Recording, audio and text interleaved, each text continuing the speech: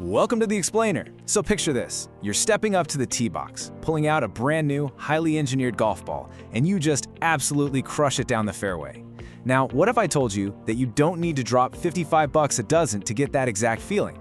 Today, we are bringing you the ultimate budget golf ball comparison. We're taking the cheapest, most aggressive distance balls out there and throwing them head-to-head in the lab. Why? Because honestly, you work hard for your money, and you deserve to know exactly what is going into your golf bag. Okay, get ready for this, because it completely blew our minds. I just hit the exact same driver 40 times on our launch monitor.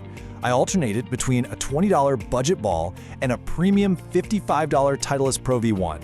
And guess what? The $20 ball carried farther. Seriously, not by some massive margin, but it undeniably carried farther. This right here, this is exactly why we do what we do. We're running the most ruthless, cheapest comparison we've ever done, because when a $20 ball outdrives the literal gold standard of golf, yeah, you need to pay attention. Enter our first contender, the Vice Drive. This is the newest version of Vice's entry-level two-piece golf ball, and it comes in at exactly 19.99 cents a dozen. And look, Vice makes zero apologies for what this ball is designed to do. It has one singular goal: raw, unadulterated distance. It's built for that player who just wants to stand on the tee box, swing out of their shoes, and watch the ball fly without sweating over a premium price tag when they, inevitably launch one deep into the woods.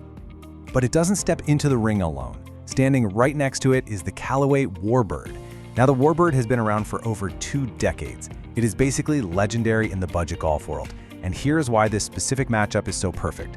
Both are exactly 19.99 cents, both are two-piece distance balls with ionomer-covers, and they are both laser targeted at the exact same player, the 20 handicap golfer who just wants to hit it further, save some cash, and isn't worried about spinning a wedge back 6 feet. Because let's be real, we aren't pulling off that shot anyway. All right, let's dive into this, because this brilliantly illustrates how two balls that look identical on paper are actually machines with entirely different engines. The Callaway Warbird uses a 332 dimple pattern with a compression rating of 90. The Vice Drive, on the other hand, uses a 312 dimple pattern and pushes its compression way up to 95.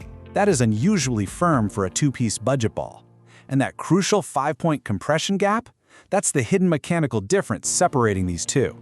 So let's see how that gap behaves when we actually put a club behind it. Section 1. 93 mile/hour driver data. The moderate swing speed. Let's get right into it. We fired up our launch monitor and hit both balls at 93 miles per hour, which is right in the sweet spot for the average male golfer. Let's look at the cold, hard numbers. The Callaway Warbird carried 209.2 yards. The Vice Drive carried 207.8 yards. So the Warbird takes the win here by 1.5 yards. It's not exactly a massive blowout off the tee, but hey, a win is a win. The Callaway clearly maximizes carry distance just a little bit better at this moderate speed. And when we dig into the spin and speed data, we see exactly why. The Callaway Warbird generated 2,611 RPMs of spin. The Vice Drive sat slightly higher at 2,640 RPMs. The Warbird also had this tiny edge in ball speed. So the really crucial takeaway here is that the Warbird's 90 compression makes it just a touch more forgiving.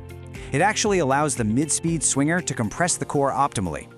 Meanwhile, the Vice Drive's firmer 95 compression demands just a little more force than a 93 mile/hour swing can easily dish out. Now, here's where it gets really interesting, because the winner might actually surprise you when we change the testing parameters and dial things back.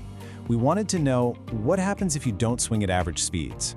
What if you have a slower tempo? Stick around, because the data we're about to look at completely flipped my expectations on how these two balls perform. Section 2. 78 mile/hour swing data. The senior and slow tempo. We stepped back into the lab and intentionally dropped the swing speed down to 78 miles per hour to replicate that slower tempo. Just look at these numbers. At 78 miles per hour, the Callaway Warbird carried 161.3 yards. The Vice Drive dropped down to 159.8 yards.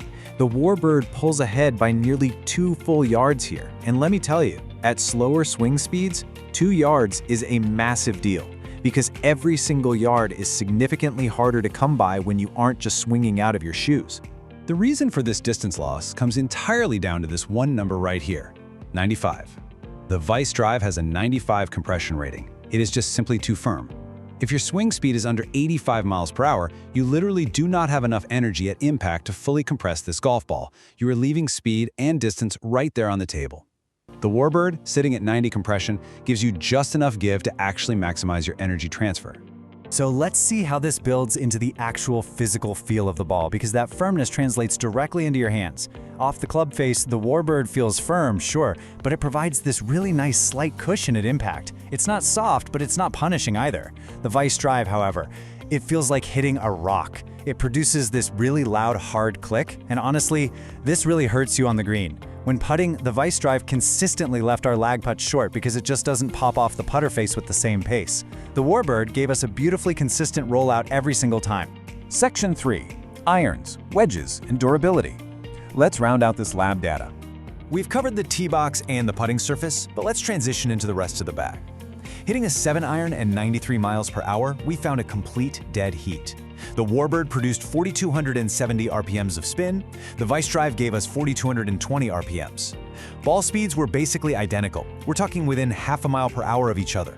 So if you're hitting mid-irons into the green, neither ball has a distinct statistical advantage. They behave like identical twins in this specific category. But what happens when we get up close? We brought the Titleist Pro V1 back into the mix here as a reference point, just to level the playing field and give you a reality check on what premium wedge spin looks like versus budget wedge spin. If you actually want to stop a ball on the green from 40 yards out, you really need to see this. On a 40-yard wedge shot, the Vice Drive spun at about 5,900 RPMs.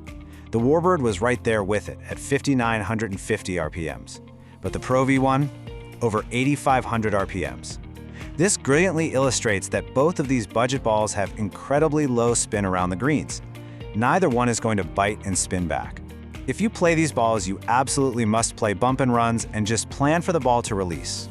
The final nail in the lab testing was durability. After putting these things through an absolute beating, the Callaway Warbird survived 2 full rounds with only minor scuffs. It remained highly playable. The Vice Drive, however, showed significant cover wear after just one single round. The seam area on the Vice simply wears out noticeably faster. If you're the type of golfer who can actually keep the same ball in play for 36 holes, the Callaway is going to last you twice as long. Section 4. The final verdict. Let's crown a winner. Our verdict is clear.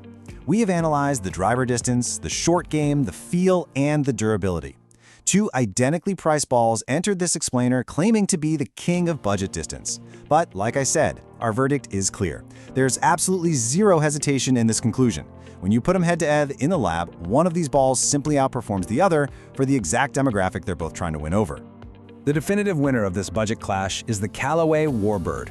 If you are a 15 to 30 handicap golfer with a swing speed under 90 miles per hour, you should buy the Callaway Warbird. It gives you more distance, it feels significantly better, and it lasts longer. Now the one tiny caveat here, if you are a very fast swinger, like north of 95 miles per hour, and you just want a cheap rock for casual rounds, sure, the Vice Drive might work for you. But for the vast majority of budget golfers out there, the Callaway Warbird is your champion. Data, not opinion. That is exactly how we run this explainer. We don't guess, we don't assume, and we don't play favorites. We let the numbers do the talking so you can make the smartest decision for your golf game and your wallet. So, here is my final provocative thought for you. Have you ever actually tested the golf ball you're playing right now? Or did you just buy whatever had a shiny box on the discount rack? Drop the current ball you play along with your swing speed in the comments right now. I really want to see what you guys are working with. If this explainer saved you from buying the wrong golf ball, make sure you hit subscribe so you don't miss our next breakdown. Next time, we are putting the Kirkland Signature V3 up against the Titleist Tour Soft, and trust me, the spin numbers on that one are going to absolutely shock you.